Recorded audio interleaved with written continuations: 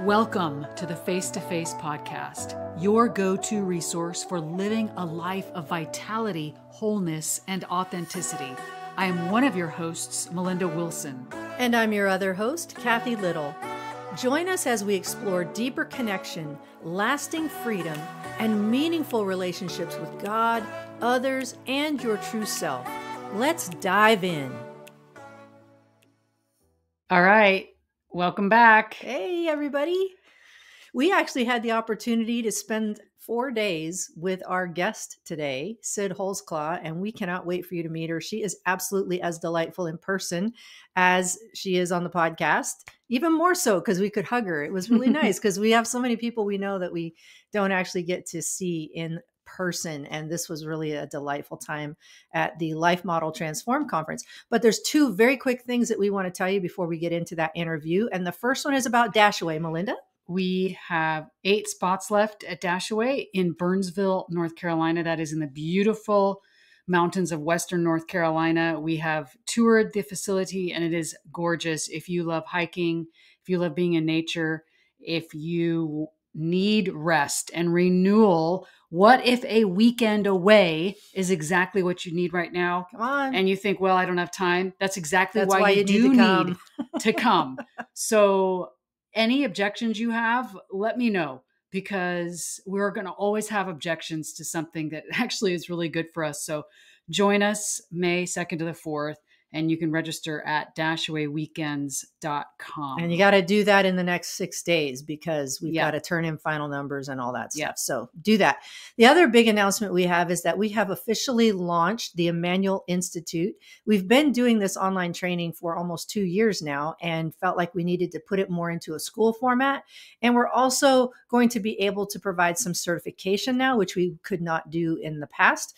But EmmanuelInstitute.com would be the place for you to go to find out more about that. And we do have our level 1 training starting May the 12th, running through the end of June. It's 7 weeks and it involves some hybrid stuff where you're doing some online study and in person every week. And it's at two different time frames, midday and evening. So you have the opportunity to choose which fits your schedule. It'll be running on Mondays and we're both leading that personally this time. So we're very excited about that. Please go to EmmanuelInstitute.com, and that's with an IMMANUEL, and click the button for courses. You'll find out all about level 1, and you can enroll there as well. We'd love to have you. All right, without further ado, Cyd Holsclaw. Hey, Cyd, we're so happy to have you with us. Thanks so much for your time and for coming in. We're so excited about this conversation. There are so many beautiful things that you have contributed to the conversation for emotional health and connecting with your body, having more of the fullness of what we're meant to have, which is the whole point of our podcast. Is we want people to know there's a whole lot more available to us because of Jesus. And so many of us miss it because we're not even aware that there is so much more available. And I love having all of these guests that come in that carry pieces of that message to the body of Christ. And so thank you so much for coming in and for being part of this. And I'd love to give you just a moment to introduce yourself. You know more about what you do and how you want that communicated than anybody who could introduce you. So I want to give you the platform here just to tell us a little bit about who you are, what you do, and maybe some of what sparks your passion for what you do. And then we will just dive into the conversation and see where it goes. Does that sound okay for you? Yeah, it sounds great. All right. Yeah, well, I've been really looking forward to having this conversation as well. I love to talk about what Jesus can do for us and how we can live more fully into our humanity as we connect with Jesus and his humanity, and also receive his healing as a way of, sort of the foretaste of all that is ours to come. So it's always kind of funny when people ask me what I do. I'm always like, okay, well, which part do you want to hear about? Because I feel like the thing that describes most is I just have there's a lot of things going on in my life, but I would say the heart of it really is living well in the bodies that we are given in a way that allows us to be able to be free. And by free, I mean being able to be actors and agents in our body rather than sort of victims or sort of living by our impulses. because that allows us to live a more wholehearted and integrated life of faith with God, allowing God to meet us in our bodies, because it's the only place we're capable of being is in our bodies. It's true. And so as much energy as we try to get out of our bodies or turn against our bodies, it's where we live. And bodies mattered enough for Jesus to put one on. So Oh, come on. it's really my heart in all of the different pathways. So some of those look like I do online cohorts. I do one by myself. Jeff and I do one together. We also run a Doctor of Ministry program together at Western Theological Seminary about spiritual formation and relational neuroscience, bringing those two together. I'm also still serving as a part-time pastor at a local vineyard church. And then I also do one-on-one coaching and spiritual direction, and I do group coaching and group spiritual direction. So, and then I do some coaching for some other organizations. So, Oh, your list is so short.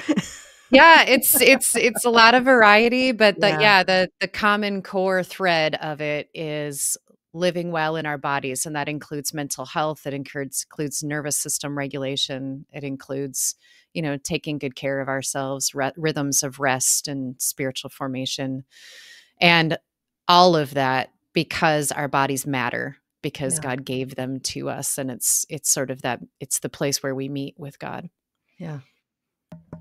So good. It's funny that you say it's great opening, Cathy and Cyd. Thank you. And the fact that we even have to talk about this is interesting, because you know what I mean? Like you're saying, our bodies matter, and it should be like, well, duh, but it's not. And No. and unfortunately within the church, I think it's the least, because we see, you get on Instagram or I'm not on it right now. I need talk about nervous system reset. Hello, let's talk Right. about that too. And dopamine hit and all, and being in constant freeze or flight, flee, being on Instagram. But so much about fitness and health and losing weight, but it's not really talked about in the context of the church. I think we're moving in that direction, but there's so many questions coming out of this. So my Cathy knows this, my discipline now and studying to be a spiritual director, one question at a time. There you go. Even though I'm thinking of multiple at a time.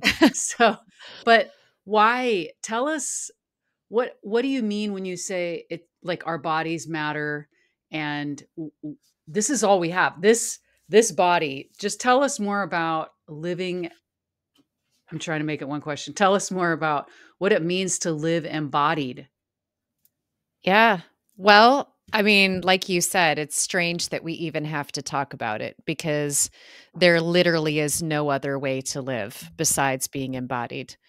And, it's you can go back to learning theory. There's a couple different things that have come out of in learning theory. Experiential education is, started emerging in the 1960s, which was just naming what we already know to be true, which is that just the way that we interact with the world, there's sort of this dynamic of, the things that are inside our bodies are shaped and formed by what's outside our bodies. And so even the way we think of ideas, the ways we conceptualize time, the way we think about metaphors for life, all of that stuff happens because we are embodied people living in a physical world.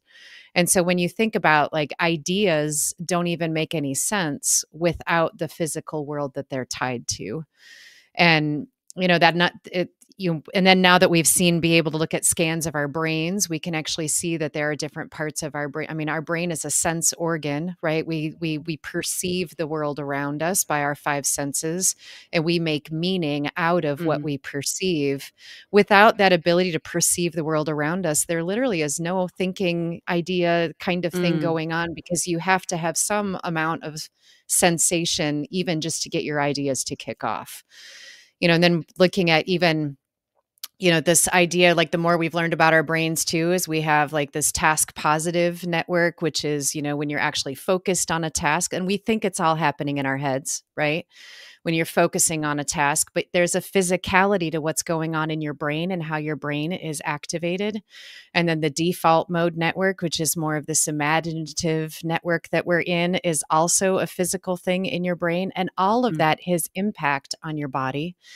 And then the more we've learned about your nervous system. I mean, your vagus nerve is the main nerve that runs through your entire body. 80% of the information that's flowing along that vagus nerve is coming from your body to your brain, and only 20% is coming from your brain to your body. And so even just the fact that we are embodied people, and our faith has roots in our embodiment, our relationships have roots in embodiment, our imagination, our ideas, our thought processes, everything has physicality to it. And so when we only talk about things as ideas or as doctrine or theology, divorced from the fact that we live in a body, we lose so much of the wholeness of what there is in the way that we are an embodied people. And I just go back to over and over again, if bodies didn't matter, Jesus would not have put on flesh. Like if God could have communicated with us in a way, like he chose to contain his divinity within human flesh, and he chose to walk around, and he chose to touch people, and he chose to look at people, and he chose to have a human voice that people could hear with their ears, and he chose to be able to embrace people and to, spit on his hands and rub people's eyes. I mean, Jesus was physically involved in our salvation. He suffered in his body. He died in his body. He was raised in his body. And so if Jesus cared enough, if God cared enough to work out our salvation by becoming flesh, then what business do we have to pretend that our flesh doesn't matter? Wow. Do you know where that came from? Was it the Gnostics that, this goes far back, doesn't it? As far as, yeah, it probably goes even further back, but I think in our current culture, it has the roots in the Enlightenment, right? We go back to Descartes, where it's I think, therefore I am. Therefore I am. Yeah. It's that idea that it's my self-conception, it's my ideas and thoughts that make me who I am. And so and then the rationality and the reason and the logic and all of that became what we rely on. What we rely on is that we are thinking beings rather than we are actually beings in our embodiment. So more of looking at the focus was more of what you believe, what you think, and Right. it didn't really matter. I'm thinking of, and I know Paul didn't mean this, but when he says the flesh counts for nothing, and I wonder if there's even, of course, we've misinterpreted a billion scriptures to fit our agenda or our belief system or etc. But I wonder if scripture has even been misinterpreted, or have you found places where people have misinterpreted scripture? Because I'd love to bring light to places that maybe people are looking in the Bible going, well, here it says this, so it doesn't really matter what I do with my body. I can go and eat all this junk and I don't need to go work out but I'm working on my faith or what, and I'm not quoting anybody or making fun of anyone in particular, but I've heard that through the years. So are there scriptures that you're aware of, Cyd, where people have taken that as, oh, it doesn't really matter about my body? Yeah, well, I think, the way that Paul talks about beating his body into submission and talking about, the life of the spirit is you're going to put me on the spot here because my actual ability to pull scripture out of nowhere is getting weaker the more and more I rely on my Bible app. Like a GPS, we don't need to know maps or anyone's phone number anymore. Yeah, I used to have a lot more scripture memorized, and it has fallen out of my brain because now I carry it with me in my pocket everywhere You I can go. misquote it though; we'll get it. Yeah, but the way that we talk about the flesh, a lot of people interpret that as actual body flesh. But the way that word is translated, it would actually be more appropriate to call it sort of the heart or the, sort of the core. It's more of the desires, that our desires need to be trained. rather than our bodies themselves need to be beaten against and we need to put them off. And we need to not live by the ways of the actual like physical part of our bodies. It's more the flesh is used in the sense of like the seat of desire. And so that's a common misinterpretation where when people read that kind of language, they think Paul is talking about your actual body, but he's talking about the way that you are oriented or attached or driven toward things out of this sense of, and we can think about it if in relationship to like, so nervous system regulation, right? Your nervous system has two priorities and it has a hard time doing both at the same time. It's either choosing to keep you connected with other people, with God, even within yourself, making you feel like I am myself, or your nervous system can protect you. And I think when Paul talks about those long lists of the things that we're battling against, he's talking about the things we do when we're in protection mode. It's the ways that we're oriented, the ways that we live, the ways that we treat other people, the ways that we treat ourselves when all we're doing is guarding against a threat outside of us. And that is not the life of the Spirit, because when we're living the life of the Spirit, then we are connected, we're living in joy and in peace. We know our needs are taken care of. And that gives us that freedom to be able to choose God, to choose connection, rather than choosing protection, which is satisfying the desires of my protective state, which is I'm just going to do what's best for me and not worry about how it affects anybody else.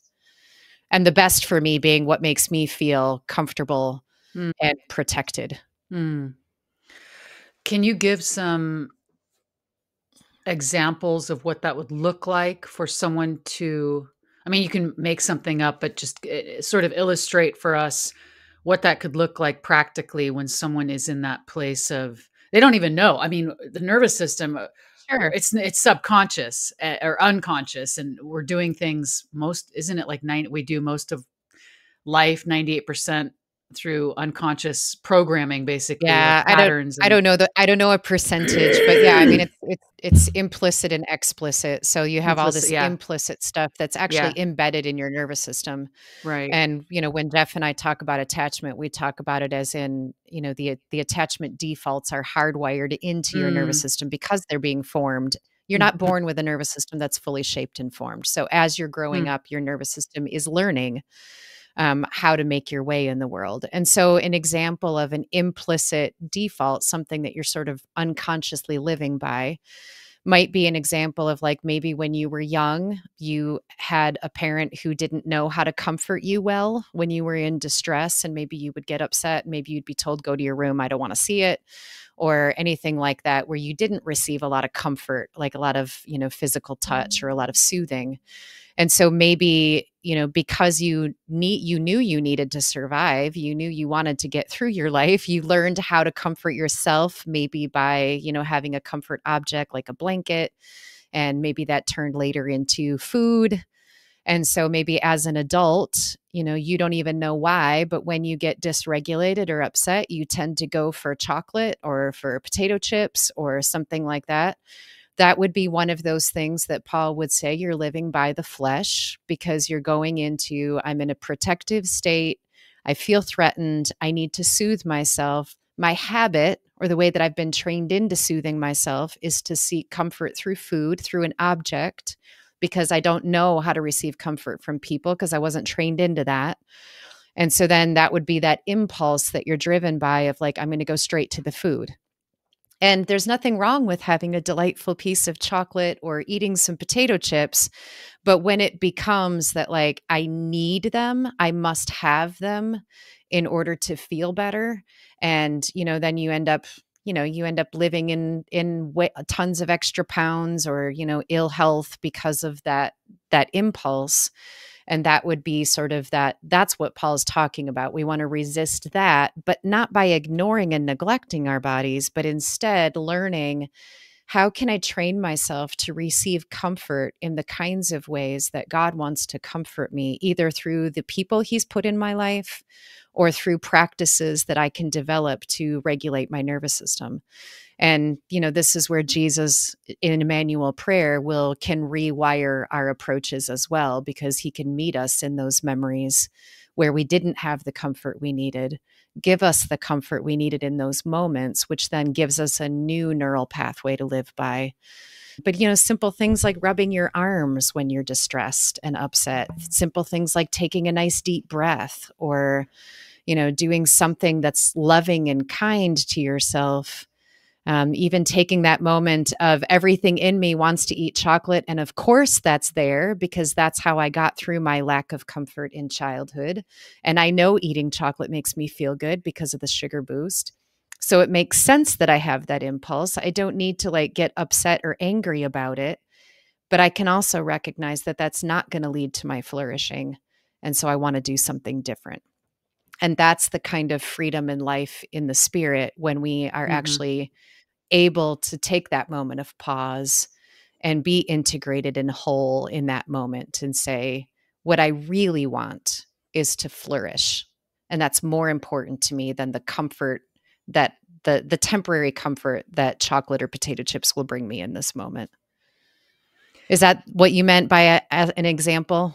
Yeah, That's what came to my mind. absolutely. Yeah, absolutely. And I think that food is probably one of the, I know that there's other things that we as humans tend to gravitate toward, but food is definitely one of the biggest. And I think Oh, yeah. we know that this country, the obesity is skyrocketing, and I see it as, people not really knowing how to, I don't want to say deal with, because I don't say deal with emotions, because if it's a part of me, I don't deal with a part of me. I'm with. Right. I want to be with. And so how do we raise awareness, or how do we start becoming aware of our unconscious patterns or reactions that are happening in our body, that we have done ABC, reach for the chocolate potato chips for so long, we don't even know anymore that it's this unconscious program that started at 7, 8, 9, whatever, for that comfort and attachment. So how do we start becoming aware of what's going on and what we're doing and our responses and patterns? And I mean, there's a lot of different approaches to it, but I think almost always it's going to happen in a relationship somehow, right? Whether it's in a conversation with a spiritual director or with a coach or with someone you trust who lives in your house, who observes your patterns, who knows you, or maybe even just a good friend who's part of your life. But often it's going to be unearthed through conversation and dialogue. I think it's really hard to unearth things that are implicit all by yourself. I mean, God can do that too if you ask, like, God, would you please reveal to me some of these places where I don't have freedom and I'm living out of these implicit defaults? So I don't think it's impossible to do it without another person, but I do think in dialogue is a lot of where that goodness is going to, where you're going to be able to discover those things. But, it could start with a simple question of like, if I could wait, this is one of my favorite questions. It's a classic coaching question. If you could sort of snap your fingers like Mary Poppins or wave a magic wand and everything would be the way you wanted it to be, what would life look like or feel like, right? And people would probably never name as part of the life that they really want, well, I'm compulsively driven to eat chocolate and then I feel shame about it.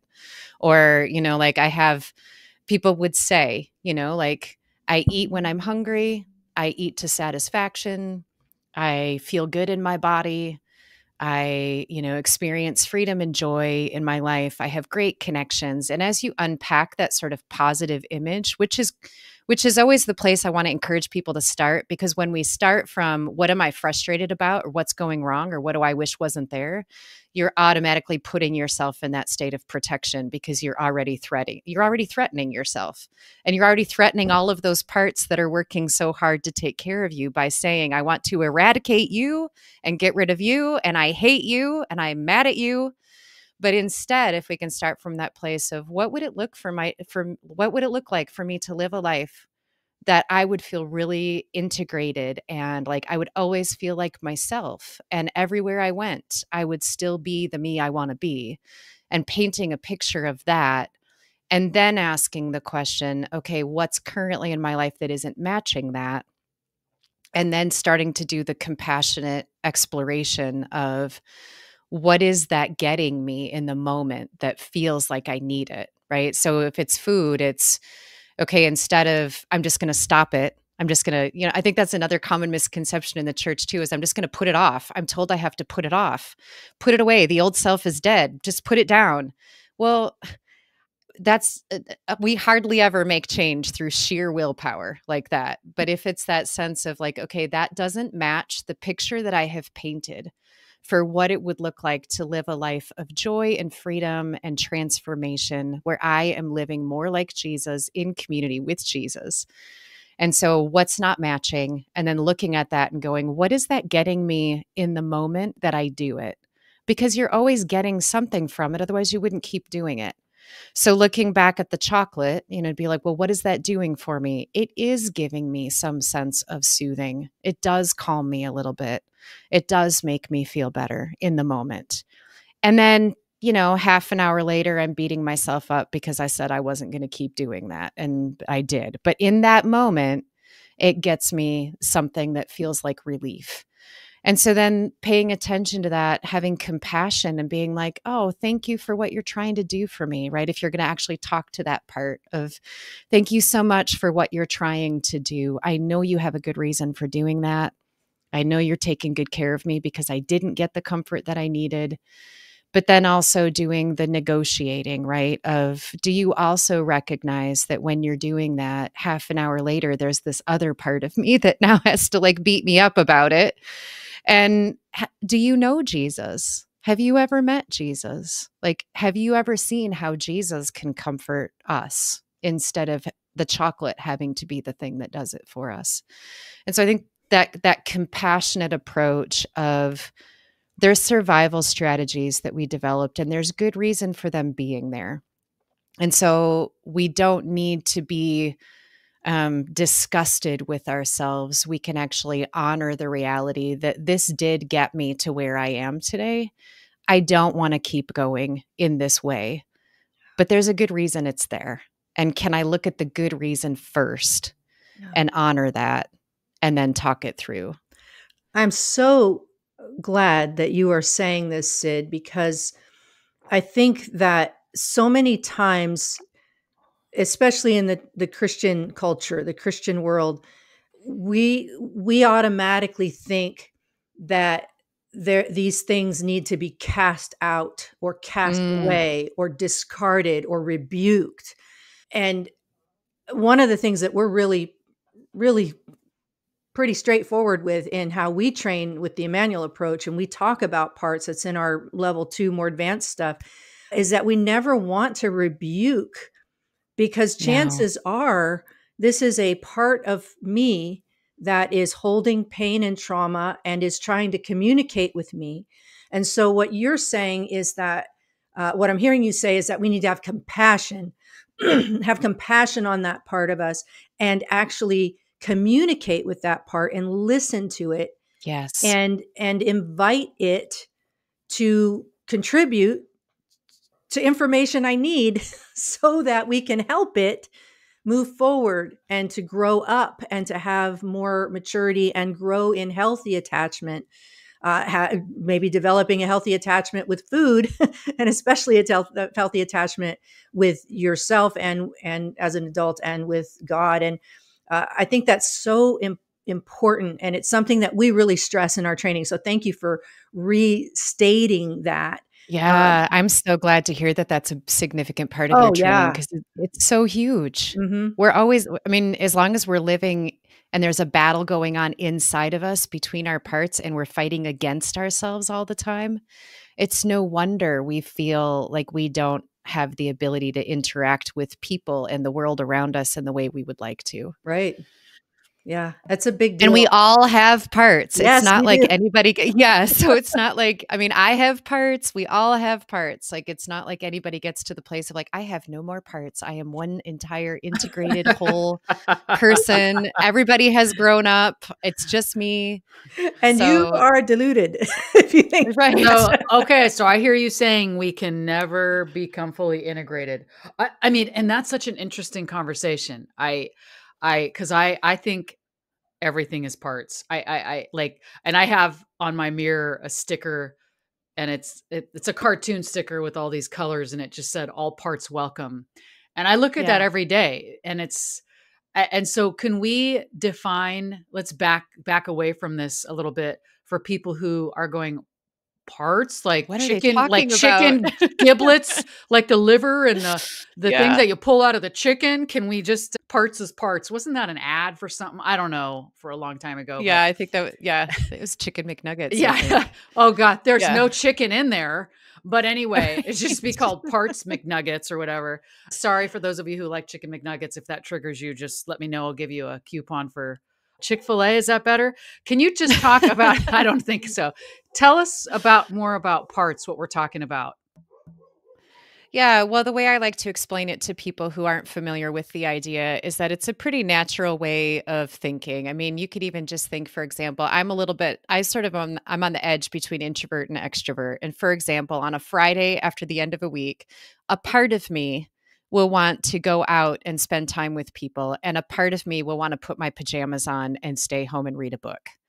Right. And that's a familiar feeling of like, well, I could go this way or that way. There's a part of me that wants this and a part of me that wants that. And I think that's just a small window into the deeper dynamic than I think the way that we recognize parts. And I think Janina Fisher has some really good explanation about parts work. And I mean, there's plenty of other people who do too, but it's this idea that when we experience something that we don't have the capacity to handle at the age that we experience it, there's a bit of a fragmentation that happens because we don't have the resources and the capability. And so there's like a part of us that kind of splits off and is fragmented from what we would consider our sort of whole self. And that little fragmented part gets frozen at a maturity level at that age and kind of so the way that it can translate into more a Christian tradition would be like you sometimes hear about vows, like especially in a more Pentecostal tradition, the vows that we make or the lies that we believe. That's really what that part is. It's sort of like there's this little part of you that gets hurt, maybe gets overwhelmed by a situation, and sort of in that moment says, that's not going to happen to me again. I am going to do this from now on. And that's a very embodied way of learning. It goes back to that there's a context in my physical world. I experience something through my five senses and I make meaning out of that. And I say, this is something that I cannot afford to ever let happen again. And then I make a neural pathway that says, whenever something reminds me of this, I will engage this behavior to make sure that that's not going to happen. And so that becomes this pattern that we then live into. It becomes this ingrained habit that is very much a part of it's associated with what emotion you experience. And emotions are so bodily, right? So whatever was going on in your body in the moment that you experience that becomes a trigger for that behavior pathway. And so something that is so implicit, you might not even avoid. There's a classic example of like if you hear a dog barking in the distance, you don't even remember being bit by a dog when you were a little kid, but your body immediately feels that sense of fear and you don't even know why, but your body is responding to the same sensation that it overwhelmed it when you were 3. And then you made that choice. I will never go near a dog. I will not, whatever it was.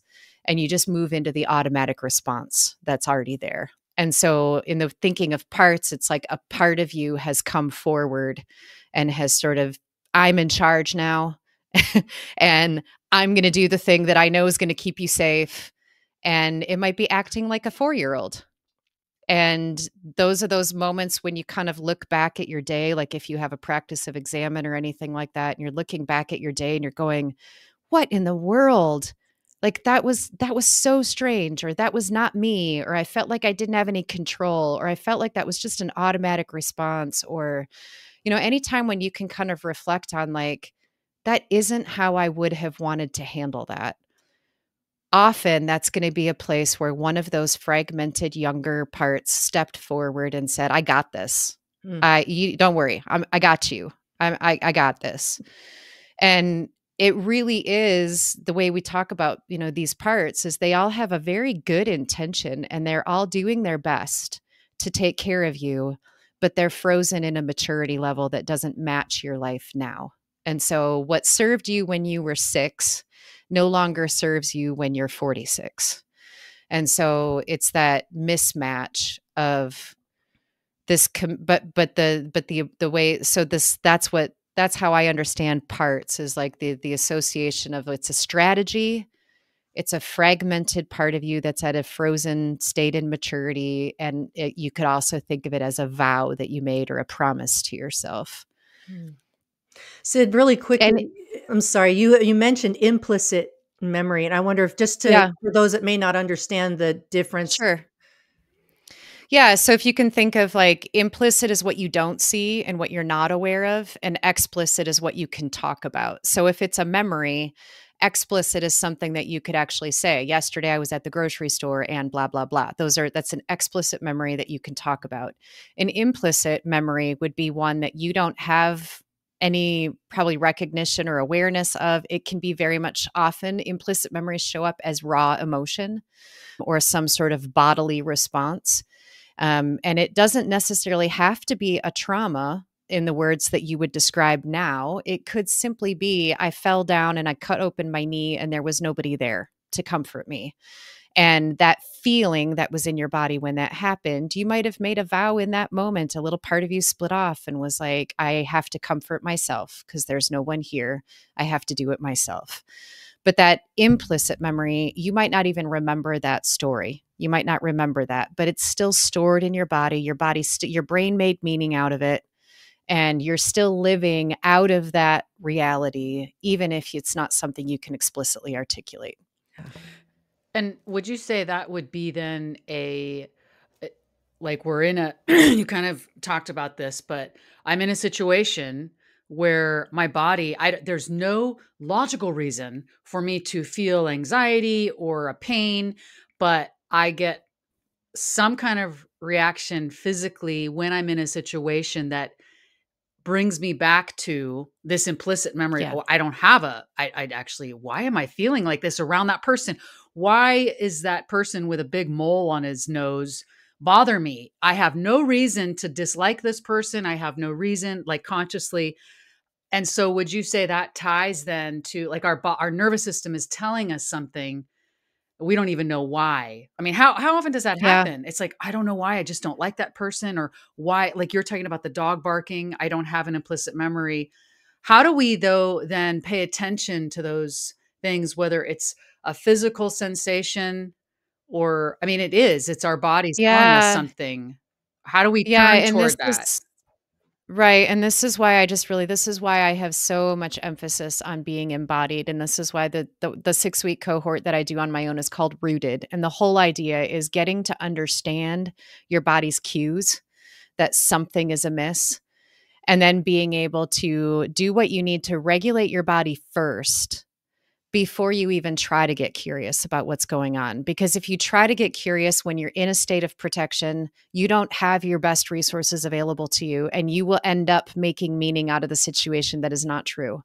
So, for example, I'll just give an example from our early years of marriage. My husband is very tall and he has long arms, and he, at that point, had a bad back, and it was comfortable for him to stand with his hands on his hips. And so he's taller than me. He's 6'2". I'm 5'5". And he would stand there with his hands on his hips and he would talk to me. And I would just have this, like, sort of like almost like cowering that would just sort of naturally happen in my body. And it took me a long time to understand it, but it was like I always felt like he was mad at me or I had done something wrong. And I mean, it took me a while to name it and to be able to say to him, like, I think it's your hands on your hips. Can you just try standing without your hands on your hips? And then I can notice what that's like. Sure enough, as soon as he took his hands off his hips and talked to me, everything felt different. But the thing that I had to do first was I had to understand something in my body is reacting to him. And at first, before I realized that it was something implicit coming, I assumed he was mad at me because I was still in that protective state. And so those hands on those hips put me into a state of protection. I automatically made meaning, he is mad at me right now. That was not the truth. But my implicit memory was telling me when someone stands there with their hands on their hips, I've done something wrong and they're mad at me. And I was importing that meaning into the current situation. So it wasn't until I could learn my body is getting dysregulated. what can I do to regulate myself? And so I learned, actually, the first thing I learned was taking deep breaths, right? And doing some tapping. So breathing, tapping. And then when I'm back into a place where my body is in a state of connection, then I could start to get curious. And then I could even ask him, are you upset with me right now? And he could say no, and I could believe him. When I asked him when I was still in that protection state, are you mad at me right now? He said no. And I'd be like, yes, you are. I can tell.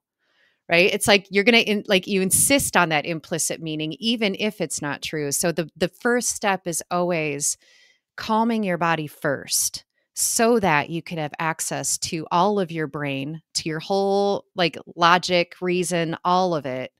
And then you can start getting curious and exploring it and actually checking it out. Are you upset with me? No.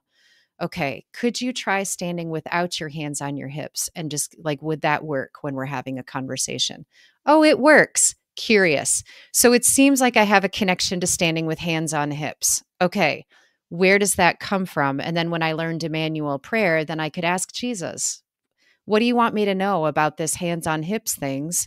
And he could bring me back to a story of a babysitter who, I don't even remember this happening, but a babysitter like stood there with their hands on her hips and stamped her feet on the ground and yelled at me because I had done something I wasn't supposed to do.